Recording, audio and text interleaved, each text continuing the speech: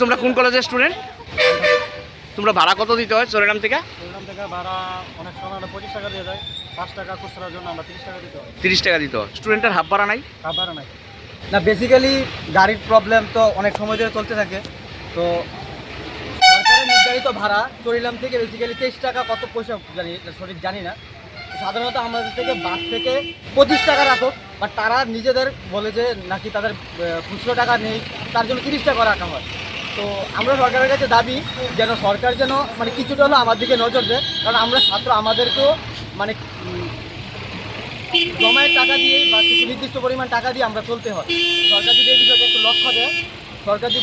লক্ষ্য দেয়, তো স্টুডেন্টের একটু দের হলেও উপকৃত হবে, যাতে হাফ ভাড়াটা হয়। তোমরা দাবি তুলছো যাতে ছাত্রদের জন্য যাতে হাফ ভাড়া দেওয়া হয়। যে তোমরা চরিগ্রাম থেকে 30 টাকা মানে সবসময় 30 টাকা যেতে হয়, আসতে হয়, ঠিক আছে, 25 টাকা যাওয়া আসাতে 60 টাকা খরচ হয়। তোমরা দাবি কি হাফ ভাড়া? অবশ্যই হাফ ভাড়া হলে ভালো হয়।